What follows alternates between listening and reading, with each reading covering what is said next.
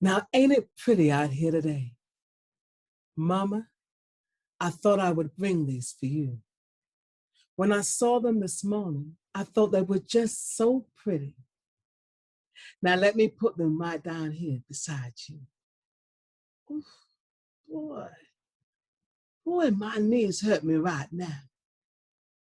Jesus, this arthritis just goes through my bones sometimes. Remember when we were young? You used to say that on days like this, you could almost feel God smiling down on us. But I feel that smile right now, despite the arthritis, sitting here today. It is one of those lucky to be alive days. Uncle James used to always say that. Remember, he would say, "This is a lucky to be alive kind of day." And he was right on days like today. It seems to me that my knees don't hurt as bad as they normally do. And I've got to be grateful for that. I woke up this morning and thought, I want to go talk to Mom. And here I am. I just wanted to be close to you today. So I'm going to sit here with you until the sun goes down. How long's it been now? I don't want to think about that today because when I do, I just start missing you even more. And that won't do on a lucky to be alive day. I just want to sit here with you today and remember for a while. This morning, I was thinking about Miss John when I was little. She seemed so old to me then. It is funny that now I'm older than she was. It feels very strange when I think about it in that way. But remember, she used to say that the older you get, the more time would seem to fly. I laughed at that time and thought, now I know adults are just plumb crazy. Even then, I knew most certainly time did not have wings. Summers to me just seemed to last forever. But now I see she was right. We're always too busy just rushing around, reaching out for something that we just never seem to grasp. I never thought about it, but I kept thinking, if I worked just a bit harder, pushed just that bit more, I would grab hold of it. Not realizing all the while that maybe what I was striving for was something that wasn't worth having.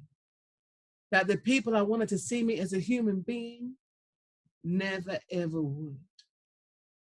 But I'm getting ahead of myself.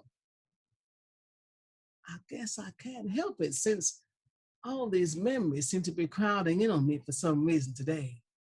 And I just don't seem to have any control over them. Did I tell you the last time I came to see you that I was down south last month? Well, while I was there, I couldn't help thinking about Puppy. Oh, those stories he used to tell us about what it was like living there in the plantation before the war. When I was little, I remember how you never wanted to talk about it. But Daddy said he wanted us to know. It was important for us to know. He wanted us to take hold of those stories, even the painful ones, and use them for our lives. When I close my eyes, I can still see him standing in front of me, straight back and proud. When I saw that photo of him in the Union uniform, I was so proud. I thought my daddy fought to end slavery. Daddy was such a proud man. It was hard for me to imagine him ever being a slave. But then on one hot day, when he had been working in the yard and thought I wasn't looking, he took his shirt off. And I could see all them terrible scars on his back where he had been whipped as a child for trying to run away. He turned at that very moment, saw my face, and quickly put his shirt back on. Not because he didn't want me to know, because he didn't want me to be crushed by the evidence of it. But I couldn't forget what I had just seen. Those deep, angry scars. When you found me crying in bed that night, so angry, you said that Daddy, despite how badly he had been beaten, never stopped looking for ways to get free. Despite how badly he had been hurt, he didn't let it defeat him. When I told you that I wanted to find the man who had done this and make him suffer and become like him, you told me the best revenge was not to become like him and make him suffer, but to work hard and somehow become famous. If I become famous, that would be the best revenge. When I asked you how a little colored girl living in America at the turn of the century was ever gonna do that, you just smiled and said that I would find a way, just like Daddy had always found a way to be free. After all, we were living now in a new century. It was 1910, the dawn of a new era. There was nothing we could not do once we set our minds to it. And that summer, one day after a storm, we saw that double rainbow. You said that God had sent it as a sign that I would be lucky my whole life and that he would show me the way. And I don't doubt it then when I look back now. But what I didn't know was the price it seemed God wanted me to pay. Remember when me, Sam, and Otis started singing in Sam's minstrel show? I remember the first show we did together. You and Daddy were sitting in the audience looking on so proud. When I close my eyes now, I can still see you and Papa all dressed up, watching all of us on stage dancing and singing. That was another of God's lucky days. Days you appreciate after they've been gone. We did not know then that Otis would die soon after. That was just such a good day. Praise Jesus, it was a blessed day. Me, Sam, and Otis all together performing in Sam's show. I think looking back, that was the happiest I ever was. It's funny, you have these moments when everything feels just right, and maybe you don't cherish them as much as you should do. Instead, you rush past them, just looking for the next one to come along. I had no idea what was coming. Otis dying mama was nothing none of us could have expected. He was such a good boy. I do not understand how the Lord could take him away so young. I remember when I was crying, angry with God one day. Aunt Josie said that I just could not understand God's plan, that is all. But to please believe that he would not let us feel this pain for nothing. I never thought I would. But then Otis came to me one night in a dream and said that I was going to do something real special, something to make people proud. So I had to carry on, not just for all them other people, but also for myself. But I think losing Otis is what made me marry so young. Maybe I wanted to find a way to replace him. And then God took him away too, just a few years after we got married. Life can be real hard sometimes. Eventually, I somehow found the strength to carry on. I don't know how, but I chose to see that when I stood up, Otis was standing right along beside me.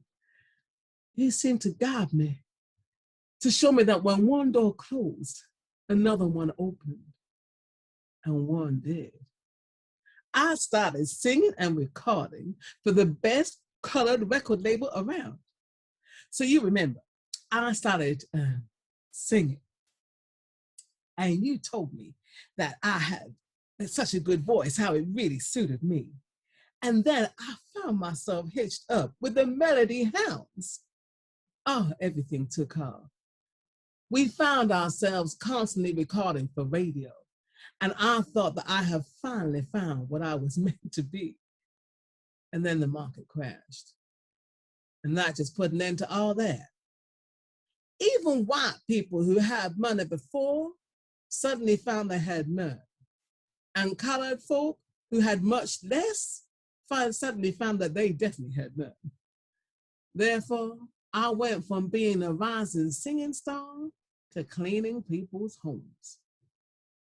By then, you, mama, and daddy had passed, so it seemed I had no one. But I just tried to imagine what you would say. And I remember once you said that the reason a violin has so many strings is because when one breaks, you can always just pluck another one. Therefore, I found another string to my bow. Instead of being a maid barely able to pay my bills, I chose to be a maid in the movies. Because I'm so dark, I couldn't be a Lena Horne or a Dorothy Dandridge. The light-skinned actresses who had a tiny bit more breathing space than someone like me would have. For a dark-skinned woman, the movies offered only one possible role, a maid. I had never acted before, but I thought if I can teach myself to sing, I can teach myself to act. That way, I could make enough money to hire my own maid. So in that moment, I made up my mind that I was going to play a maid in the movies. I was going to make sure that I was the best damn possible maid. So although one door closed, another one opened. And to my surprise, it really did open. I played a funny maid. I played a sad maid. I played a southerly maid. I played a plum crazy maid. To be honest, the parts were so similar. I often wonder why don't they just write one part and that way I can take it wherever I go and they wouldn't have to go through the trouble of having to write it all over again. I played a maid with Will Rogers. I played a maid with Shirley Temple. I even played a maid with Mae West. I have to say, she was actually okay. She expected folks to call her Miss West, which was fair enough. She demanded your respect, and in return, she gave it back to you, which was rare in Hollywood. I respected Mae, though. She arrived in Hollywood at the age when most actresses were ready to retire and carved out a niche for herself. So I take my hat off to her. Now, I didn't want to know what went on in her trailer with her male co-stars. But then when people used to ask me, I say it's none of my business, and it's none of yours either. But on most sense, people treated me like I actually was a maid. Now that was hard to take. But there were exceptions in Hollywood. After all, it's a home for outsiders. So sometimes those outsiders would band together and support each other. So I did manage to make friends like Joan Crawford and Betty Davis, although you had to be careful not to tell one that you were on friendly terms with the other. Because if you did, since they hate each other so much, they might just decide to hate you as well. And then you find yourself caught in the crossfire. One of my closest friends was Olivia de Havilland, a sweet woman who had more talent than I think people gave her credit for. But maybe the friendship that touched me the most was Clark Gable. Boy, oh boy, he taught me that white man could be good looking too. Since at one point, I think he was the handsomest man alive. Clive just had a twinkle in his eye that would make just about any woman go weak at the knees. But Carol Lombard was the love of his life. And when she died, it seemed to take a big chunk out of his heart. I remember when all the hysteria was whirling around about who's going to be cast as Mammy in Gone with the Wind. And although I can't be sure, I have a feeling it was Clark who got me the part. He was like that, just a real calm man who never expected anything in return. The part, despite me fighting to get it, wasn't great. She didn't even have a proper name, just a word a white child uses when they call for the colored woman who looks after them, Mammy. But in a way, that book just felt like that. You had all these lost folks just looking for someone who makes them feel their home. And that was the irony, since that person was more likely to do was the Black woman who raised them, and not the white woman who actually was their real mother. It was that way for the lead scholar. That woman was just this crazy, destructive child, much like the woman who played her, Vivian Leigh, looking for someone who could make her feel safe, someone who would make her feel that she had arrived home. In a way, I sometimes think it is a metaphor for this country and its relationship with us. They hate us because we remind them about the truth of how this country was created. The lie that always tell themselves that it was a place of justice, when all the while people being worked into early graves created it. They don't like to tell themselves the truth. It contradicts the way they see themselves. But then we're also so wrapped up in what they see as home, what distinguishes this home from anywhere else in the world. It is something that I think we will not have any peace with until together we all find some way to work it out. And how long that's going to take is anybody's guess. Oof. Anyway, it's getting dark, Mama, so I had better go. I remember the night I won that Oscar. I had to fight with them so they would seat me in the room. I was next door to the door, but at least I was on the right side of it. And when they called my name, I felt like I was floating on air. I thought it would open all kind of doors, and it did, to playing more maids. Oof, oh boy, it's much harder getting up than it is sitting down.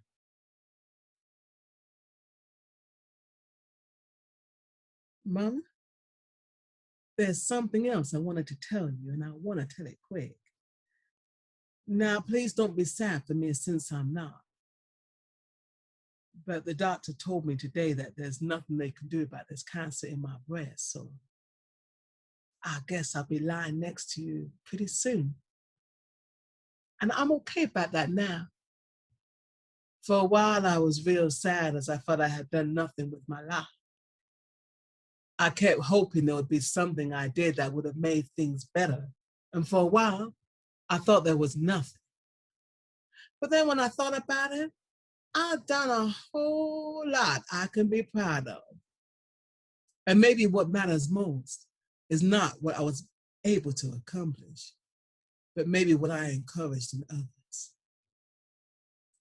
So I decided to give my Oscar for Gone with the Wind to Morehouse College.